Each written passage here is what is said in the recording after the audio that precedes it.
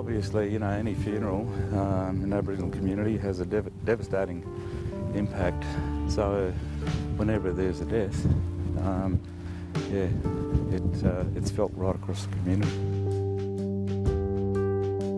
The Canibba Township lays claim to the oldest surviving Aboriginal football club in Australia.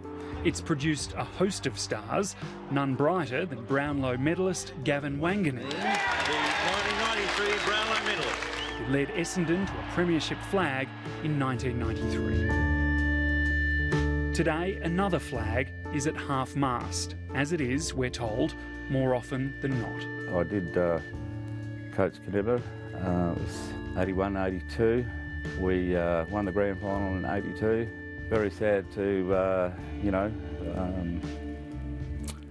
look back at that side and you can only see at least half of that team still alive today. It's sad. Yeah. General feedback is...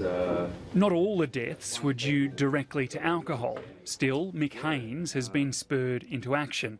He's one of the Indigenous leaders who's been working with the government on a new tool to fight alcohol and gambling abuse, a cashless welfare card. We don't see this card as being the magic bullet.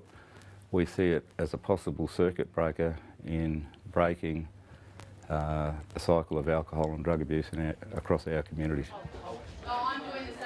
As of this week, working-age residents in the Ceduna region are starting to have their welfare payments split.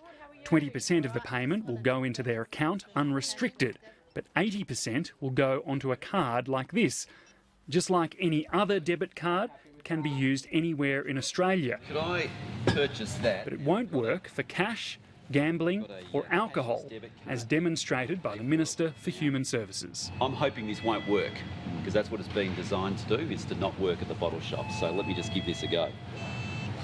Yep. Declined. Yep. So you can't do it. Well, that's good. That's exactly what it's supposed to do. The card is also linked to the user's mobile phone account. So the text message has already come through. Transaction $19 was declined due to being at a restricted merchant. Violence has eased here in recent years, but the number of assaults and incidents of domestic violence are still very high. The government says its most recent data shows people here end up in hospital due to assault at a rate 68 times the national average. So everybody's got problems, drinking problems. And not only this community, plus there's a lot of communities around too. But not everyone thinks the card is a good idea. Oh, I reckon it's all bullshit, man. I just can't get things you want out of your money. And this to me is going back to days. I can remember I used to live out. Well, I was born 37 k's from here, Canibba Mission. I was 8, 9 years old watching my mother. This is what this basic card reminds me of, going from here, walking 50 yards up to this little building and getting the rations, your flour, sugar and tea leaf. I can remember those days. This for me this is the way we're going backward. David Pav is one resident who thinks the cashless card won't improve his situation. After working most of his life, he now receives the disability support pension. I've got chronic lung disease, back's herniated, and it's full of arthritis. And basically, I've done heavy lifting work all my life, most of my life, and yeah, it's paid. I'm paying the toll now. After losing his good health, he's now being forced to give up his financial freedom as well. I'm mighty frustrated. I mean, I'm 51 years old. I haven't been told what to do for over 30 years, you know. I'm not a little child. You can look at my finances. You can see I'm responsible. You can go down to the police station and ask to see my police record, and you'll find I haven't got one. So I'm not someone who's creating social problems or contributing to the social issues in town either, you know, like it's totally ridiculous. He concedes the town has a problem with alcohol and gambling, but can't see why he should be penalised for it. It should be voluntary or it should be targeted. If you turn up at the police station for drunken disorderly or assault or whatever, you're obviously going to go and sit before, something's going to go before a magistrate or a judge.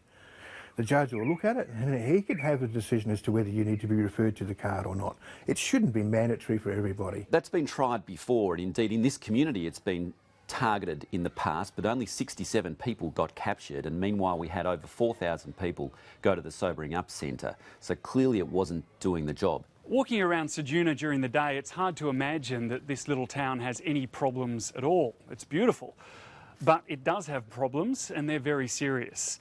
And though there is a reluctance among the locals to hand over control of their finances, at least in part, to the government, there's also an acceptance that the cycle of booze and violence needs to be broken. Both the major parties in Canberra support the cashless card, but the Greens insist it won't work. This is doomed to fail, and it's a top-down punitive approach that affects virtually anybody on a working age income support. And Senator Rachel Seward believes the card could also be in breach of human rights laws. The Joint Parliamentary Human Rights Committee raised a number of concerns: breaching of the Covenant on Civil and Political Rights, issues around the lack of proper evaluation and monitoring, the fact that it's not voluntary, are all issues that have been raised in terms of human rights concerns. Listen, my main concern is the children who aren't being fed, the women who are being bashed, the violence which is occurring in this community